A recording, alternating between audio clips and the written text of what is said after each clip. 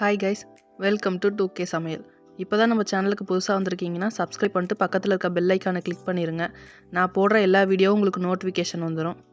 Road கடையில் கிடைக்கக்கூடிய அதே சுவையில் சிக்கன் ஃப்ரைட் ரைஸ் எப்படி செய்கிறதுன்னு பார்க்கலாமா? நான் பாஸ்மதி அரிசி எடுத்திருக்கேன். நீங்கள் எந்த அரிசி வேணாலும் யூஸ் பண்ணிக்கலாம். 2 டம்ளர் அளவுக்கு அரிசி எடுத்திருக்கேன். இதை ஒரு அரை மணி நேரம் ஊற வச்சுக்கலாம். அரை மணி நேரம் ஊறினதுக்கப்புறம் இதை ஒரு 5லேருந்து 6 டைம் நல்லா வாஷ் பண்ணி எடுத்துக்குங்க.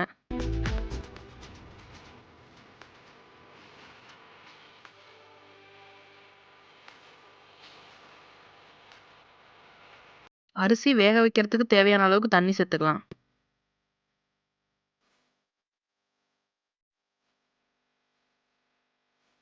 வாஷ் பண்ணி வச்சிருக்க அரிசியை உள்ளே சேர்த்துக்கலாம். சேர்த்துட்டு ஒரு 10 நிமிஷம் போல் நல்லா கொதிக்கட்டும். அரிசியை உள்ளே சேர்த்துட்டு 1 ஸ்பூன் அளவுக்கு எண்ணெய் சேர்த்துக்குங்க. சாதம் ஒன்றோட ஒன்று ஒட்டாமல் வரும். அரிசி கொதித்து வெந்து வந்தோடனே இதை தனியாக வடித்து எடுத்துக்கலாம். அரிசியை ரொம்ப குழைய விட்டுறக்கூடாது. ரொம்ப குழஞ்சி வந்துருச்சுன்னா ஃப்ரைட் ரைஸ் பண்ணுறதுக்கு நல்லா இருக்காது. சாதத்தை வடித்து ஆற வச்சு சேர்த்துக்கலாம். கடாயில் 5லேருந்து 6 ஸ்பூன் அளவுக்கு எண்ணெய் ஊற்றிக்கலாம். எண்ணெய் காஞ்சதும் காய்கறி சேர்த்துக்கலாம். பீன்ஸ், கேரட், முட்டைக்கோஸ், குடமிளகா சேர்த்துருக்கேன். இதை ஒரு 2 நிமிஷம் போல் நல்லா வதக்கி விட்டுருங்க. ரொம்ப வதங்க தேவையில்ல. இந்த காயெல்லாம் ஒரு 2 நிமிஷம் வதங்கினதுக்கப்புறம் நம்ம வெங்காயத்தை சேர்த்துக்கலாம். வெங்காயம் சீக்கிரம் வதங்கிடும், அதனால தான் கடைசியாக சேர்க்குறோம்.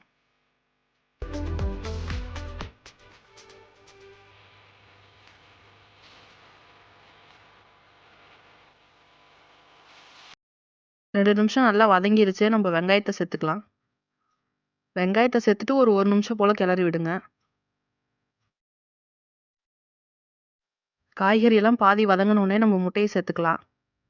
முட்டையை நீங்கள் தனியாக வதக்கி கூட சேர்த்துக்கலாம். முட்டையை நம்ம தனியாக வதக்கி சேர்க்குறத விட காய்கறி கூட சேர்த்து வதக்கும் போது டேஸ்ட் இன்னும் சூப்பராக இருக்கும்.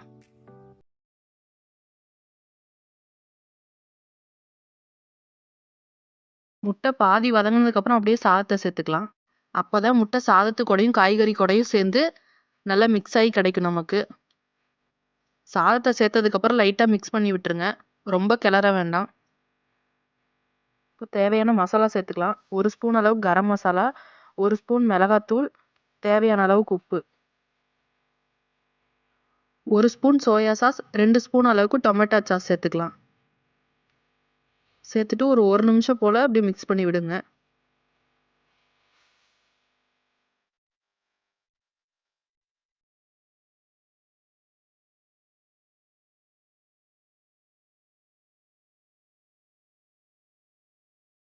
ஒரு நிமிஷம் போல் நல்லா மிக்ஸ் பண்ணி விட்டுட்டு 1 ஸ்பூன் அளவுக்கு பெப்பர் பவுடர் சேர்த்துக்கலாம். பொரிச்சு வச்சிருக்க சிக்கனையும் உள்ளே சேர்த்து நல்லா மிக்ஸ் பண்ணி விட்டுருங்க. சாதம் உடையாத மாதிரி பொறுமையாக கலந்து விடுங்க.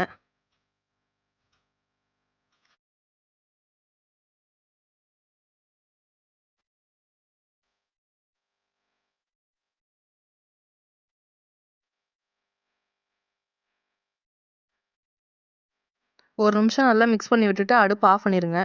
இதை நீங்களும் உங்கள் வீட்டில் செஞ்சு பார்த்துட்டு எப்படி இருக்குன்னு கமெண்ட் பண்ணுங்கள். நம்மளோட சேனல் பிடிச்சதுன்னா சப்ஸ்கிரைப் பண்ணி சப்போர்ட் பண்ணுங்கள்.